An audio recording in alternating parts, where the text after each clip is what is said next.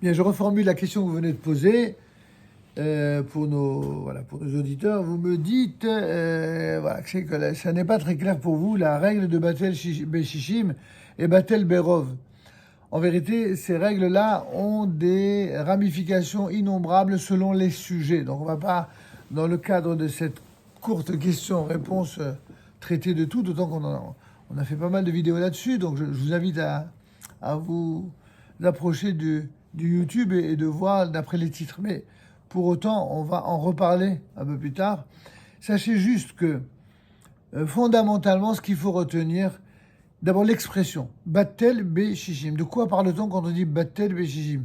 C'est-à-dire que lorsqu'il y a un mélange qui s'est fait entre un aliment qui a le goût de lait et un aliment qui a le goût de viande, alors on nous dit que parfois il y a ce qu'on appelle un bitul beshishim, c'est une annulation du goût qui se fera lorsque l'élément mineur ou minoritaire eh bien, est 60 fois moins important que l'élément majoritaire, ou le contraire. L'élément majoritaire est quantitativement 60 fois plus important que l'élément minoritaire. C'est-à-dire, si vous avez par exemple une marmite de viande avec de la sauce et qu'il tombe une goutte de lait, bon, une goutte de lait par rapport à tout un volume qui dépasse de bien largement 60 fois plus la goutte de lait, vous avez bien compris que là, il y a un bitoul. Il va de soi que qu'a priori, on n'a pas le droit de s'amuser à dire ah cool, je sais que il y a la loi de l'annulation, donc je vais m'amuser à mettre du lait. Ça, j'ai pas le droit.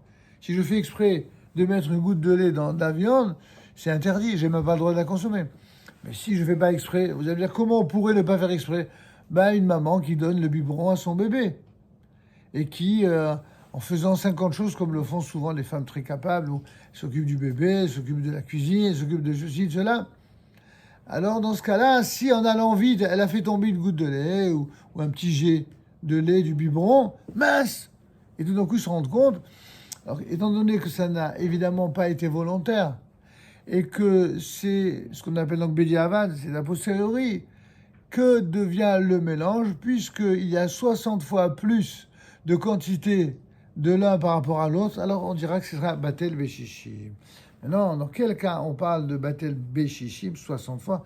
C'est lorsqu'il s'agit de deux catégories opposées au niveau des règles de mélange lait et viande. Vous savez qu'il y a trois catégories habituellement traitées dans la halakha. Il y a ce qu'on appelle le bassari, ce qui est à la viande, il y a le chalavi, ce qui est au lait, et il y a en général le parvé. C'est un mot d'origine ashkénaze qui a été inventé pour dire quelque chose qui est ni viande, ni lait, il est parvé. Chocolat par exemple, un chocolat qui n'est pas au lait, c'est ni lait, ni viande. D'accord? L'œuf qui n'est ni dans un jus de viande, ni juste bouilli, il est parvé. Oui, des olives ou des noix de cajou, c'est ni lait ni viande. Tout ça, c'est parvé. Donc tout ce qui est, même à la limite, un peu de confiture qui n'a pas été mélangé, en tout cas pas encore, à du lait, à du beurre, à je ne sais quoi, il a un statut de parvé. Alors quel intérêt d'avoir de la confiture parvée? Ben, c'est très simple. Si vous faites une tarte aux pommes, une tarte aux poires, une tarte à l'abricot, ce que vous voulez, aux fraises, et que cette tarte-là, vous voulez indifféremment pouvoir la manger, que vous mangiez halavi ou bassari, c'est-à-dire lacté ou carné. Vous pensez bien que pour s'assurer de pouvoir le manger indifféremment avec l'un ou avec l'autre, l'idéal, c'est de la préparer d'une manière qui soit parvée. D'accord, c'est clair. Ça, c'est pour le cas le plus simple.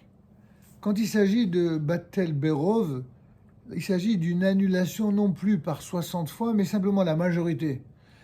Alors, l'annulation par la majorité, c'est lorsqu'il s'agit de min bemino, c'est-à-dire quelque chose qui appartient à une catégorie d'aliments qui s'est mélangé à la même catégorie d'aliments, mais non cachère. Par exemple, de la viande cachère et de la viande non cachère. S'il y a un mélange, il y a 10 morceaux. Tout d'un coup, il y a un 11e. Mince, qu'est-ce qu'il fout là, ce moment-là? Et puis, la femme qui vous fait des courses, elle s'est trompée. Oh là là. il n'y a aucun moyen d'identifier. C'est exactement les mêmes morceaux. Dans la mesure où la majorité, et non pas 60 fois, la majorité sont majorité cachère, on considérera a posteriori, d'une manière non voulue, que le mélange, il va profiter, entre guillemets, à l'accusé, et d'une certaine manière, on va considérer par ce qu'on appelle des klalim, c'est-à-dire des règles de probabilité, que la probabilité veut que l'ensemble des morceaux qui sont présents, eh bien, sont cachés. Ils ont été, en quelque sorte, pris par un statut de majorité qui fait que l'ensemble sera considéré comme cachère, même si de facto, on sait très bien qu'il y en a un qui, on n'est pas très sûr. Pourquoi ? Parce que quand il y a une absolue certitude, alors on applique les règles du bon sens et de la certitude. Et quand il n'y a pas de certitude, on est obligé de reposer sur ce qu'on appelle la chazaka. La chazaka, c'est la probabilité. Une garantie que, en toute vraisemblance, selon toute vraisemblance, on a affaire à quelque chose de cachère, donc on ne va pas ficher en l'air la totalité des morceaux. Et donc les chachamim, qui ont le pouvoir, eux, de trancher dans ce domaine, ont décidé que. Donc, vous voyez, dans un cas, on peut faire trancher la cache-route selon la majorité. Quand on dit majorité, c'est 51% si c'est la majorité. C'est ça qu'on appelle Batel Berov, alors que quand on dit Batel Beshishim, il s'agit bien de 60%. Alors ça, c'est pour le principe général, vous l'avez compris. Alors il faudra évidemment considérer la chose sous un angle quelque peu différent. Lorsqu'on parle plus ce qu'on appelle de mamachout, c'est-à-dire de morceaux de viande ou de gouttes de lait ou de fromage, mais par exemple d'ustensiles de lait et d'ustensiles de viande. Un ustensile qui a le statut de lacté parce qu'il sert habituellement au mets lacté, et un autre qui a le statut de carné parce qu'habituellement il sert au mets carné. Si par exemple il y a un mélange qui s'est fait, mais là c'est pas un mélange entre lait et viande, mais entre par exemple un morceau de viande dans une marmite de lait, vous comprenez? Ou alors le contraire, une marmite de viande avec un morceau de fromage, d'accord? Dans un sens ou dans l'autre, là le problème c'est le tam, le goût. Vous allez me dire, est-ce qu'une marmite elle a un goût? On va dire que il y a un principe qui dit ta'am kerikar.